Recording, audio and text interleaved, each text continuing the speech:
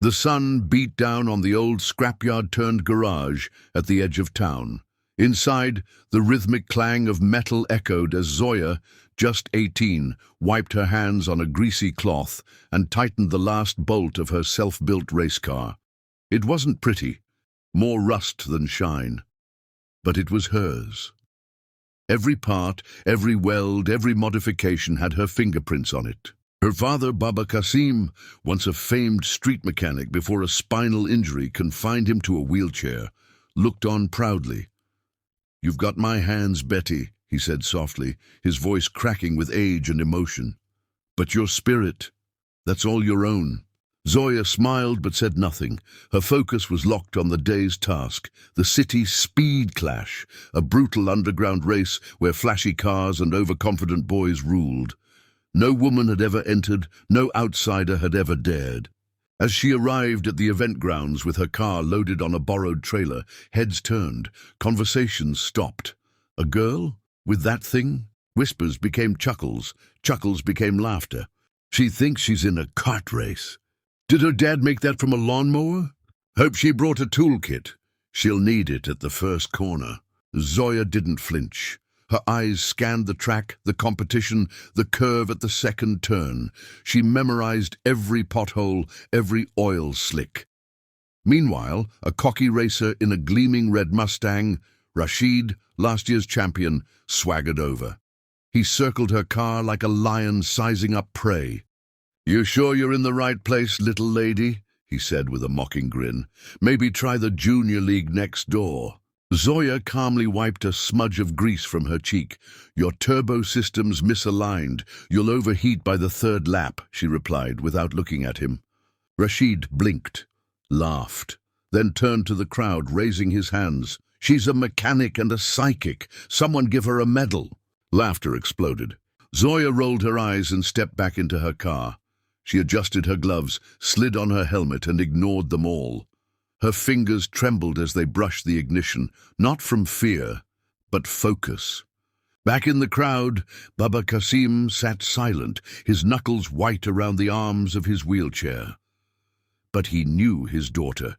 She wasn't here to prove anything to them. She was here to prove something to herself. The announcer's voice blared through the speakers. "All racers to the start line. Engines ready." Zoya's car was the last to roll forward. It coughed once, then roared to life, not loud but deep, confident, powerful. For the first time, the crowd stopped laughing. She looked out the window. Baba Qasim gave a small nod. She nodded back. The flag was about to drop, and so was their jaw. As the checkered flag rose into the air, every driver revved their engines with explosive growls. But Zoya's car let out a deep guttural rumble, low and smooth, like a sleeping beast waking up.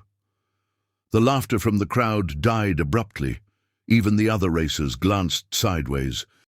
"What the hell did she build?" whispered one of Rashid's crew members.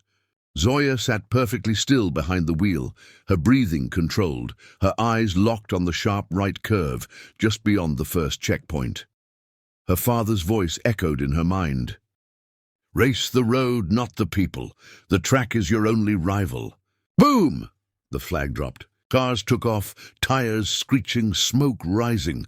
Rashid led the pack, his Mustang roaring ahead like a fire-breathing dragon. Zoya's car didn't leap. It launched with calculated grip. She knew better than to burn rubber for the crowd. By the end of the first turn, she was in 5th place. The jeers resumed. She's slow." "Told you that hunk of junk wouldn't last." But Zoya wasn't playing their game. Her car wasn't designed for flashy starts. It was built for endurance, balance, and precision. The second lap came fast, and Rashid began showing off, drifting too wide on turns, waving to the crowd, cutting off competitors. That's when it started. At lap 3, Rashid's Mustang began to cough. A thin line of steam hissed from the hood. His crew shouted from the sidelines, panic rising. Zoya smiled. "Your turbo system's misaligned. You'll overheat by the 3rd lap." She'd been right. As Rashid pulled into the outer lane to ease up, Zoya smoothly passed him. No noise, no drama, just control. The crowd gasped. By the end of the lap, she was in second. Now even the announcer had taken notice. "Wait, what's this? The girl in the custom mod is gaining fast. She's holding the line like a pro." Every turn she took hugged the road like her tires were magnets. Every overtake was done with surgeon-like precision. By lap 5, only Riaz, a two-time champion and a souped-up Japanese import, stood between her and the finish line. Riaz glanced at her through his side mirror, eyes narrowing. "No way," he muttered. But Zoya was already analyzing him, his rhythm, his cornering. She found it, a microsecond delay on the final chicane. On the last lap, at that precise curve, Zoya braked just enough to take the inside.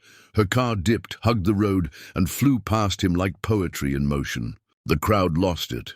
"She passed Riaz?" "Who is she?" Zoya didn't hear a word of it. She was one with the machine, and as the finish line approached, her father's voice returned one last time. "They'll hear you not with noise, but with silence." She crossed first, engine cool, tires balanced, not a scratch. The crowd silent, then thunderous applause. Zoya took off her helmet, her braid falling over her shoulder, and for the first time, those who mocked her clapped for her.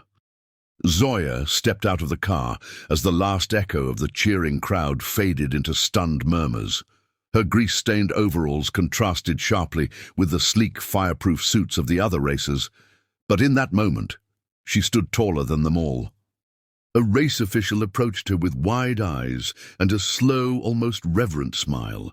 "Miss, congratulations. You've just beaten 2 champions and set the fastest lap today." The crowd surrounded her. Phones were out. Reporters shoved microphones in her face. "Who tuned your car? Are you a professional? Where did you learn to drive like that?" Zoya's lips curved into a humble smile. She glanced toward the edge of the track where her father, Rustam, stood, half hidden in the shadows, wearing a cap stained with years of motor oil and time. He looked stunned and proud. "My father taught me," she said clearly. "He was mocked too once, just like I was, but he taught me to listen to the engine, not the noise around it." The audience fell silent again, this time out of respect. Suddenly Rashid, the racer who had laughed the loudest when she entered the competition, pushed through the crowd. His face was flushed, but not from heat. He walked right up to her. "You tricked us," he muttered, trying to hold on to his pride. "No," Zoya replied calmly, "I outdrove you."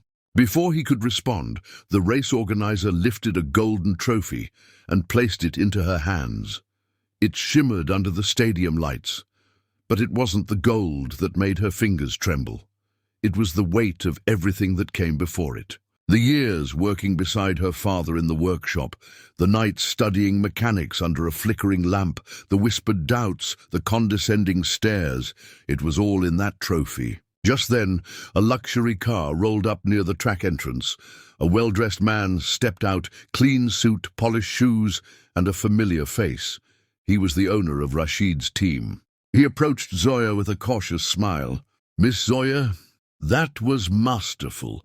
We're looking to expand our team for the national circuit. Would you be interested in a professional racing contract?" Gasps. Zoya blinked. "You want me on your team?" He nodded. "And your father, too. We saw what you both built. He's a genius. We could use people like you." Rustam looked shocked, years of rejection melting in a single nod of recognition. Zoya turned to him, tears brimming. "We did it, Baba." Rustam stepped forward, voice trembling. "No, you did it." As they embraced, the crowd erupted again, not just in applause, but in respect. And for once, Zoya didn't feel like the mechanic's daughter. She felt like a champion.